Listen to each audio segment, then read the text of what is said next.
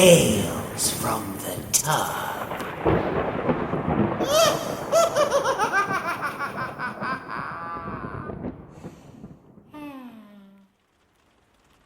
The Bath on Hermit Hill.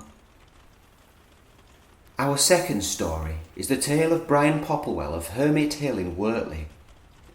A self-employed candlemaker, Brian would often find himself alone in the house during the day, but this suited him, and most days he would work with his wax and wicks until the light faded. When they had bought the house, Brian and his wife Joan had been warned that the previous occupant had died of a terrible accident in the bathtub 8 years ago. They had laughed this off and went ahead with the purchase anyway, and lived there for several years without so much as a whisper from any would-be spectres.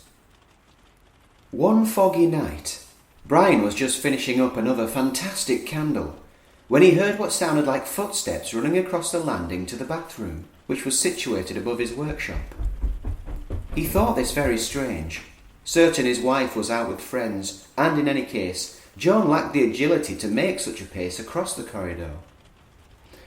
Brian returned to his work, but he heard the definite sound of the bathroom door creaking closed and banging shut. Terrified, he tried to block out the noise and turned up his radio. A little later, Brian heard whoever was upstairs turn on the taps and begin to run a bath. By now, Brian was sitting in terror and listening, frozen to his stool, desperate for his wife to return home. The bath had been filled and there was a sound like someone climbing into the tub. The noises seemed to stop for a few minutes, and it seemed as though the terrifying ordeal was over. But suddenly, Brian heard what sounded like violent thrashing. Whoever or whatever was in the tub was struggling in the water, banging against the sides of the tub. Brian steeled himself and decided he must go and investigate, for fear that it was in fact his wife Joan all along. He went to the foot of the stairs. The thrashing had become more violent. Bang!